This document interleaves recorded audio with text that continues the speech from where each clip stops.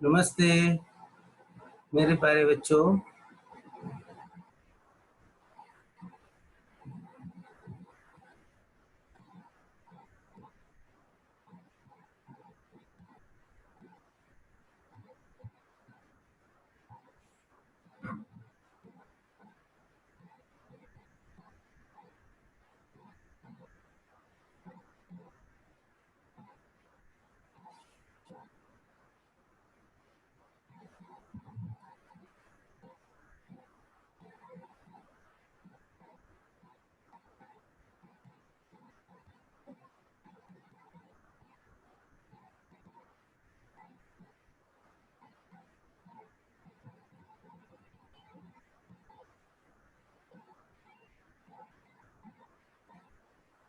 नमस्कार प्यारे बच्चों, मेरा नाम अनंत बोमले।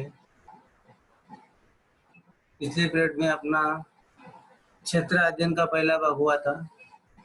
उसमें कुछ घटकों का अध्ययन किया था। जैसे हम लोग ने इसमें जो है कि वितरण के मानचित्र, उसके अंदर कुछ उद्देश्यात्मक मानचित्र देखे थे, बिंदु पद्धति, क्षेत्रगण पद्धति तथा समगण पद्धति।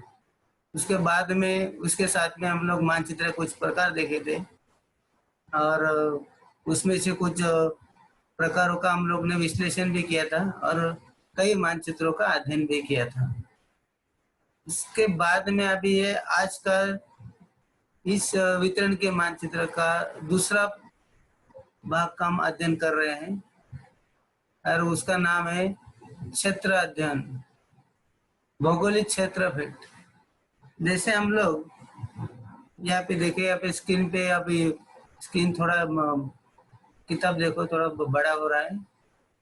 इसमें देखो कि जैसे हम लोग क्षेत्र वितरण के मानचित्र के जो पार्ट है उसके अंदर हम लोग ने कुछ पद्धतियों का यूज किया था, कुछ मानचित्रों का अध्ययन किया था। और ऐसे अध्ययन के साथ में भौगोलिक क्षेत्र भेद, देखो भूगोल का अध्ययन करते समय उसमें से ज्यादा करके 50% से भी अधिक जो पढ़ाई है वो हमें चित्रों के माध्यम से, मानचित्रों के माध्यम से, कई आकृति के माध्यम से हमें उसका अध्ययन करना पड़ता है। इसीलिए भौगोलिक क्षेत्र भेद बहुत ही अहम एक हिस्सा माना जाता है भूगोल के अध्ययन में। इसमें क्षेत्र भेद अध्ययन एक भौगोलिक एक महत्वपूर्ण पद्धति है और भौगोलिक संकल्पनाओं तथा घटकों का प्रत्यक्ष अनुभव क्षेत्र भेद से लिया जाता है। जैसे मानव और पर्यावरण का सहसंबंध जानने की दृष्टि से हमें भौगोलिक क्षेत्र अध्ययन अत्यंत उपयोगी होता है।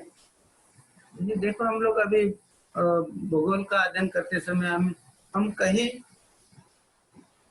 प्राकृतिक घटकों, सांस्कृतिक, प्राकृतिक, आर्थिक, सामाजिक घटकों का अध्ययन करते, क्षेत्र का अध्ययन करते हैं।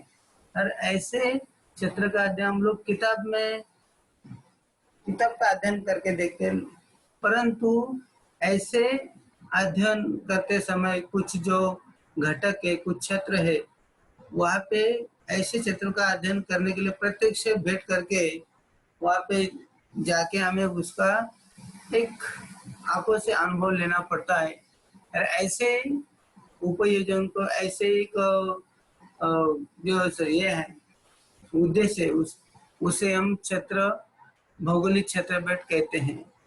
तो क्षेत्र भेद, ठीक है, हम लोग अभी क्षेत्र भेद का अध्ययन करते समय वहाँ पे क्षेत्र भेद करना है, तो वहाँ पे जाते समय कई प्रकार की हमें पूर्व तैयारी करनी पड़ती है। जैसे क्षेत्र अध्ययन के जाते समय देखिए, हम लोग कुछ थोड़ा दिन के 2 दिन के लिए कोई बाहर जाना हो या 4 दिन के लिए कोई बाहर जाना हो, तो हम लोग के अपना हमें कुछ प्राथमिक तैयारी हमें करनी पड़ती है कि वहाँ जाके हम लोग किस किस चीजों की जरूरत पड़ेगी। ये सभी उसको बोलते हैं कि पूर्व तैयारी बोलते हैं। किसी भी कार्य की पूर्व तैयारी। तो इसी तरह से क्षेत्र अध्ययन की पूर्व तैयारी करते समय हम किसी भी क्षेत्र में जाने के लिए हमें कुछ पूर्व तैयारी करनी पड़ती है।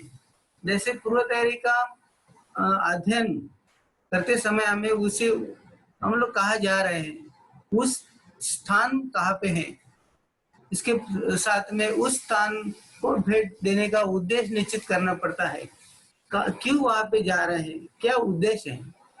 इसके बाद में क्षेत्र भेंट में हम किन किन घटकों को देखने वाले हैं, ये निश्चित करना जरूरी होता है। जिस स्थान का हम लोग अध्ययन करने वाले हैं उस स्थान का मानचित्र और वहां जाने का मार्ग आदि का भी अध्ययन करना चाहिए। जिस स्थान पे हम लोग जा रहे हैं उस स्थान का मानचित्र, नक्शा हमारे पास होना चाहिए ताकि हम लोग निश्चित उस स्थान पे पहुंच जाएंगे और बिना दिक्कत वहां पे पहुंचेंगे। और जाने के लिए कौन सा मार्ग है, रेल मार्ग है, हवाई मार्ग है, पैदल है या रास्ते से सड़कों से जाना है, ये आदि का हमें अध्ययन करना जरूरी है। तो क्षेत्र भेंट के स्थान की दूरी, क्षेत्र भेंट जहाँ पे हम लोग किसी क्षेत्र में जाना है तो वहाँ की दूरी देखने कितनी, अपने निवास से या अपने स्कूल से या अपने कार्यालय से इसकी दूरी कितनी है वो भी देखना जरूरी है। वहां जाने के लिए परिवहन मार्ग, किन मार्गों का हम लोग विकल्प रखेंगे, यातायात साधनों का तथा क्षेत्र भेंट के लिए आवश्यक कालावधि, कितनी कालावधि में वो क्षेत्र भेंट हम लोग तय करेंगे, उसका नियोजन करना भी बहुत जरूरी होता है। और उसके साथ साथ हमें शिक्षकों का मार्गदर्शन तो एक अहम भूमिका होती है और इसलिए शिक्षक के माध्यम से जो अपने भूगोल पढ़ाने वाले जो शिक्षक हैं उनके अनुसार प्रश्नावली तैयार करें और ऐसे प्रश्नावली अपने सामने रखेंगे और इस तरह के क्षेत्र भेंट की वो तैयारी करते हैं। तो ये सब देखते समय हमें ये भी देखना है कि क्षेत्र भेंट का चुनाव, अपने हमारे पृथ्वी पर कई प्रकार के प्राकृतिक क्षेत्र हैं, प्राकृतिक, सांस्कृतिक, भौगोलिक, आर्थिक, ऐतिहासिक, ऐसे कई प्रकार के यहाँ पे हमें क्षेत्र यहाँ पे है, यहाँ पे है। और इसी तरह हमें किस प्रकार के क्षेत्र का चुनाव करना है इसका पहले हमें अपने मन में तय करना है और इसमें से हमें ऐसे आयोजन करते समय विभिन्न घटकों का हमें अध्ययन करना जरूरी है। जैसे हम लोग प्राकृतिक भूरूप, नदी किनारा, बांध, समुद्र का तट, पर्यटन स्थल, भौगोलिक घटकों से संबंधित कोई संग्रहालय हो अथवा कोई कार्यालय हो या कोई देहात गांव हो, वन क्षेत्र हो आदि में से हम किसी का भी एक क्षेत्र का हम लोग चुनाव कर सकते हैं और ऐसे में स्थानीय परिस्थिति की जानकारी लेते हुए उस घटक हम लोग निश्चित करें और क्षेत्र भेंट कि जो किसी से अनुमति लेके उस क्षेत्र का कोई मुखिया हो या कोई कार्यालय हो उससे हमें अनुमति पत्रों के साथ अनुमति पत्र देना है और उनसे अनुमति प्राप्त करना है ताकि हमें क्षेत्र भेंट करने के लिए कोई दिक्कत न आएगी। तो यहाँ पे दूसरा भाग ये यहाँ पे कि जैसे हम लोग ऊपर बताए कि शिक्षक के मार्गदर्शन के अनुसार प्रश्नावली तैयार करें। इस प्रश्नावली में के अंदर कुछ ऐसे एक दूसरी भी कोई चीज है उसका भी हमें साथ में रखना चाहिए। जैसे कि देखो क्षेत्र भेंट के लिए हमें नोंद पुस्तिका होनी चाहिए। अभी नोंद पुस्तिका क्यों होनी चाहिए, वहां जाके हम लोग किस प्रकार की जो जानकारी है उसका ब्यौरा, उसकी जानकारी हमें अपने नोटबुक में अंकन करने के लिए। इसके बाद इस नमूना प्रश्नावली होना चाहिए, जो जहाँ जाएंगे वहाँ पे किसी वहाँ के कोई क्षेत्रीय अधिकारी हो या क्षेत्रीय कोई स्थानीय नागरिक हो या कोई और ऐसे लोगों से हमें कुछ प्रश्नावली तैयार करेंगे तो उनको प्रश्न पूछ के सवाल हमें जो इच्छित सवाल हमें प्राप्त हो सके। इसके साथ में छोटी छोटी चीजें जो है लेकिन आवश्यक है।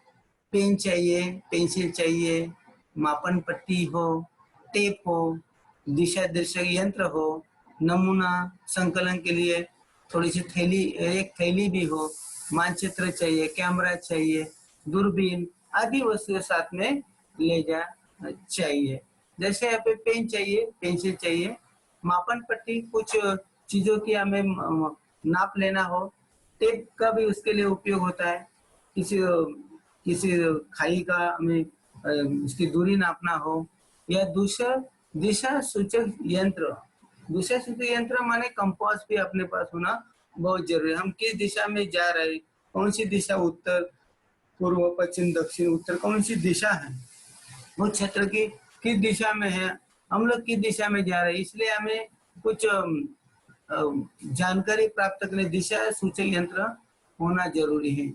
और इसके साथ में एक थैला भी चाहिए कि वहां जाके हम लोग मिट्टी का या किसी पदार्थों का हम लोग घटकों का अध्ययन करेंगे, तो उसकी कुछ नमूना इकट्ठा करने के लिए हमें थैली की जरूरत होनी चाहिए। मानचित्र जरूरी है।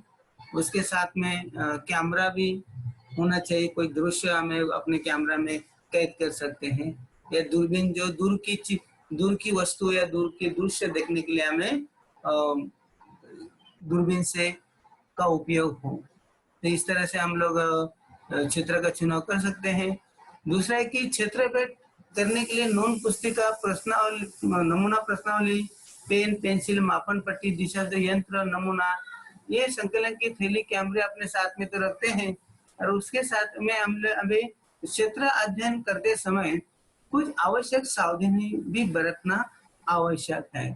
अभी कौन सी सावधानी आवश्यक सावधानी बरतनी है कि क्षेत्र अध्ययन करते समय हम स्वयं की और अन्य की सुरक्षा बहुत ही आवश्यक है। जैसे हम लोग अपने घर से या स्कूल से दूर जा रहे हैं, और ऐसे परिस्थितियां में हम जो है कि अपनी स्वयं की तो रक्षा करनी है, और उसके साथ साथ अपनी सहपाठी है, अपने साथ में जो गुट है उसकी भी सुरक्षा करना चाहिए। जैसे कोई इस तरह का कोई मुसीबत ना हो या कोई दिक्कत में न आए, इस तरह के हमें अपना बर्ताव होनी चाहिए। कि दिए हुए टीचरों का हम लोग क्या करेंगे कि इस तरह से हम लोग सूचनाओं का पालन करेंगे। और इसी तरह से हम जो है कि क्षेत्र अध्ययन के समय शिक्षक की सूचनाओं का उचित ढंग से पालन करना चाहिए, और अति दूर जाने स्थल पर अकेला नहीं जाना चाहिए। ये भी बहुत एक अहम बात है कि अति दूर की अपना गुट को छोड़ के या अपने टीचरों का साथ छोड़ के हमें और कहीं दूर नहीं भटकना चाहिए, जिससे कोई दिक्कत हो और इस तरह कोई आफत हो, इस तरह का कोई अपना वर्ताव नहीं होना चाहिए। तो इस तरह की सावधानी। इसके आगे भी क्षेत्र अध्ययन करते समय स्थानों पर होते हुए स्थानीय लोगों से संपर्क करके वहाँ की परिस्थिति का जायजा भी लेना चाहिए कि जिस क्षेत्र में हम लोग जा रहे हैं उस क्षेत्र में जो स्थानीय लोग हैं उनसे हमें संपर्क करना चाहिए। उनसे संपर्क करें और वह संपर्क करके वहाँ की जो स्थिति है, कोई भौगोलिक स्थिति हो, कोई सामाजिक स्थिति हो, आर्थिक हो, या कोई इस तरह की जलवायु की स्थिति, उस स्थिति का जायजा माने जानकारी लेना आवश्यक होना चाहिए। तो वो जानकारी इनसे ले, और क्योंकि हम किताब पढ़ते समय पढ़ने के बजाय उन लोगों से जिस परिस्थिति में वो माहौल में वो लोग रहते हैं उनसे जानकारी प्राप्त करेंगे तो वो खरी उतर आएगी। इस तरह से क्षेत्र अध्ययन करते समय हमारे कारण पर्यावरण को हानि न पहुंचनी चाहिए। देखिए ये तो एक अहम बात है कि पर्यावरण को हानि, हम वहाँ पे जा रहे तो किसी भी प्रकार की पर्यावरण की हानि हमारे हाथ में किस तरह के अनुचित प्रकार हो और पर्यावरण का विनाश के लिए कुछ परिस्थितियां निर्माण हो, इस तरह का हमारा वर्तन नहीं होना चाहिए। तो पर्यावरण को कौन सी पर्यावरण को माने हम लोग जैसे उदाहरण हम लोग आप जा रहे हैं, कोई पानी के बोतल वहां फेंके या कागज फेंके, प्लास्टिक फेंके, तो इस तरह की पर्यावरण को हानि न पहुंचनी चाहिए। ये वहाँ पे कोई एक सांस्कृतिक विरासत हो या कोई प्राकृतिक दृश्य हो, उस तरह का उसको कोई उसको छेड़ना नहीं चाहिए, या किस तरह से जो जिस स्थिति में उस स्थिति में हो उसको रखना ही अपना कर्तव्य है। तो इस तरह की ये बात हमेशा आप ध्यान में रखें।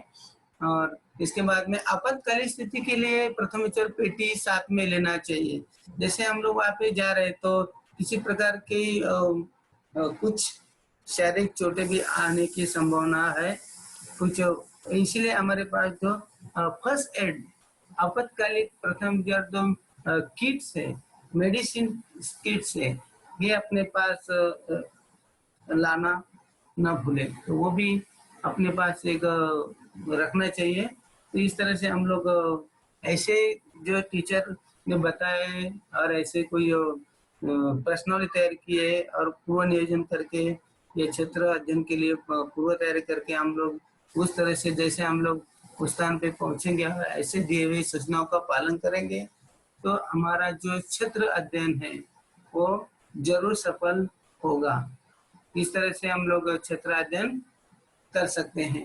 क्षेत्र अध्ययन के लिए कई प्रकार के हैं, नदी का किनारा है, पर्वत है, पठार है, या कोई कारखाना है, या कोई हम लोग किसी भी प्रकार के एक प्राकृतिक दृश्य है, मैदान है, पहाड़ों का इलाका है, किसी भी प्रकार का भौगोलिक घटकों का हम लोग चुनाव करके क्षेत्र अध्ययन की जो अपना अध्ययन है ये पूरा कर सकते हैं। इसके बाद में जो उसके बाद में एक आगे के बाद में उसके बाद में क्षेत्र अध्ययन होने के बाद एक अपना दूसरा काम कार्य आगे आता है, उसको कहते हैं रिपोर्ट राइटिंग, माने वृत्तांत लेखन। वृत्तांत लेखन जैसे हम लोग किसी भी प्रकार हम लोग किसी कहाँ पे हम लोग पर्यटन करके आते हैं, घूम के आते हैं, तो उसका हम लोग क्या करते हैं, सारांश बताते हैं और उसका बोरा या उसका वृत्तांत हम लोग अपने परिवार में है, अपने दोस्त है, उनको हम लोग क्या करते हैं, शेयर करते हैं। तो उसी तरह से एक वृत्तांत लेखन भी ये भूगोल के अध्ययन में हम लोग किसी क्षेत्र बैठ कर अध्ययन करते हैं, वो क्षेत्र बैठ करने के बाद हम लोग वहाँ पे स्कूल में आके हमें क्या करना पड़ता है कि रिपोर्ट उसका देना जरूरी होता है। रिपोर्ट माने वृत्तांत लेखन बहुत ही जरूरी है और उसके भी है ना हमारा क्षेत्र अध्ययन हुआ ऐसे माना भी नहीं जाता है। तो इस तरह से हमें वृत्तांत लेखन भी देना बहुत जरूरी है। जैसे क्षेत्रफल पूर्ण होने पर प्राप्त जानकारी के आधार पर हम वृत्तांत लेखन करना चाहिए। उसके लिए निम्न मुद्दों का या सोपानों का उपयोग करना आवश्यक है और आवश्यकता अनुसार वहाँ पे हम लोग छायाचित्र भी उसमें जोड़ सकते हैं, क्योंकि हम लोग अपने साथ में कैमरा ले जा रहे हैं, पेंसिल पेन कागज ले जा रहे हैं, ऐसी किसी प्रकार का जो आवश्यक चित्र हम इकट्ठा कर रहे हैं और उसका जो संकलन जो वो हम अपने रिपोर्ट में वो सबमिट कर सकते हैं। रिपोर्ट में हम लोग उसको जोड़ सकते हैं। तो इस तरह से हमें वृत्तांत लेखन करना जरूरी है। जैसे प्रस्तावना, उसमें देखिए कुछ जो पॉइंट दिए कि वृत्तांत लेखन में कौन से पॉइंट आएंगे, प्रस्तावना, दूसरा है स्थान एवं मानचित्र, तीसरा है प्राकृतिक घटक, चौथा है जलवायु, पांचवा है जनसंख्या और छठा है पर्यावरणीय समस्या उपाय और सातवां भूमि उपयोजन और आठवां है निष्कर्ष तक हम पहुंच के हमारा जो रिपोर्ट्स है वो उसकी समाप्ति कर सकते हैं। इस तरह से प्रस्तावना कैसे करेंगे कि प्रस्तावना के लिए हम लोग पहले प्रस्तावना हमें जाना चाहिए कि हम लोग उस क्षेत्र में जा रहे हैं, हमारा उद्देश्य क्या है, क्षेत्र अध्ययन का कौन सा उद्देश्य है। ये उद्देश्य जो है कि प्रस्तावना में आएगा कि ऐसे ऐसे तरह से हम लोग क्षेत्र अध्ययन का महत्व क्या है, वो हमें उस तरह से हम लोग करेंगे। इसके बाद में जो है कि स्थान एवं मार्ग का मानचित्र, जिस स्थान पे हम लोग जा रहे हैं उस स्थान का हमें मानचित्र, उसका फोटो या मानचित्र या मार्ग, कौन सा मार्ग है उसका मानचित्र या नक्शे के आधार पर उसका एक मानचित्र भी उसपे वो आपके जोड़ना चाहिए। क्योंकि वृत्त लेखन लिखते समय किसी भी प्रकार की कमियां जो है वो उसमें नहीं दिखनी चाहिए। तो इस तरह से उसका ख्याल हमें रखना है। उसके साथ में प्राकृतिक घटक, वह जाने के बाद में हमने कौन कौन से प्राकृतिक घटकों का अध्ययन किया या कौन कौन से प्राकृतिक घटक हमें देखने को मिले, उसका भी वर्णन इस प्राकृतिक घटकों के अंदर आ सकता है।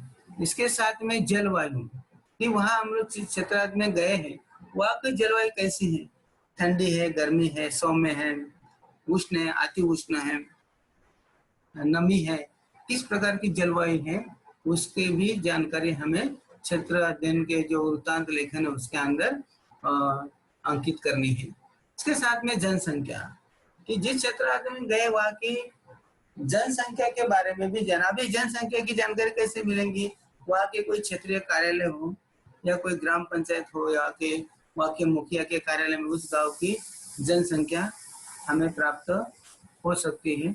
और वो जनसंख्या, उसमें भी जनसंख्या में प्रकार है, स्त्री पुरुष, और इसके बाद में शिक्षित अशिक्षित, लड़के लड़कियां, इस तरह के वर्गीकरण के साथ हमें जनसंख्या का विवरण वृत्तांत लेखन में देना है।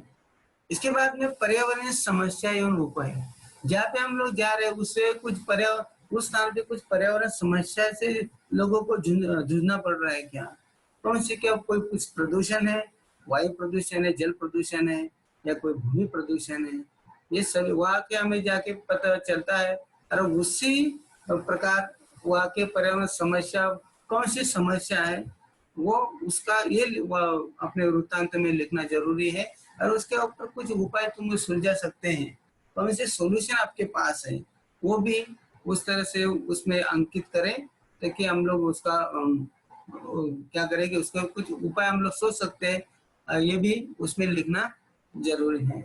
इसके बाद का जो पॉइंट है भूमि उपयोजन, जहाँ पे हम लोग जा रहे हैं वहाँ पे भूमि का उपयोग कैसे किया है, भूमि के कई प्रकार की, कौन सी भूमि है वहाँ पे, किस प्रकार की, कोई निवासी भूमि है या कोई कृषि संबंधित है या कोई कारखाने निर्माण कार्य के लिए क्या, क्या कुछ ऐसी खाली रखी हुई भूमि है या मैदानी क्षेत्र है, ऐसे क्षेत्रों का या उसके ऊपर किस प्रकार की फसलें ले जाती हैं ये भी, और कौन सी फसलें कब ले जाती हैं, किस प्रकार के फसलों के नाम क्या है, इस तरह से हमें, और ये सभी जो है जानकारी जो है ये हमें वृत्तांत लेखन में लिखनी जरूरी है। इस तरह से हम लोग वृत्तांत लेखन कर सकते। इसके बाद में निष्कर्ष, निष्कर्ष माने सभी जो घटक हैं ये सभी हम लोग घटक का लेखन करके हमें किस निष्कर्ष से, किस अनुमान पर हम पहुंच गए हैं उसका भी लिखना चाहिए, उसका भी निष्कर्ष लिखना चाहिए कि आखिर ये जो क्षेत्र अध्ययन है उससे हमें क्या प्राप्त हुआ और उसका महत्व क्या है, हमें क्या सीख मिली, क्या प्राप्त हुआ, और आगे उसका इस तरह के क्षेत्र अध्ययन करने की क्या जरूरत पड़ती है, और इसका इस क्षेत्र अध्ययन का हमारे मुझे अगले वाले भविष्य में या मुझे इसका क्या कुछ क्या उपयोग होगा, ये सभी बातें जो हैं ये निष्कर्ष, ये बातें निष्कर्ष तक पहुंच जाती हैं। और इसी तरह से हम लोग ये क्षेत्र अध्ययन के साथ साथ अपना जो पाठ था वितरण के मानचित्र, ये अभी समाप्त हुआ है। और उसके साथ साथ हमें जो है ये क्षेत्र अध्ययन, और पहला देखा था कुछ मानचित्र के प्रकार, इसके बाद में पद्धतियाँ, इसके साथ में हमें क्षेत्र अध्ययन कैसे करते हैं, क्यों करते हैं, और वृत्तांत लेखन क्यों, वृत्तांत लेखन लिखना क्यों जरूरी है, ये सभी बातों का हमें क्या करना है कि ध्यान में रखना है। और इस पाठ के जो नीचे कुछ प्रश्न पूछे गए हैं निम्न, और को फिर से फिर ये आगे प्रश्न के उत्तर हमें लिखने हैं, ठीक है। ओके।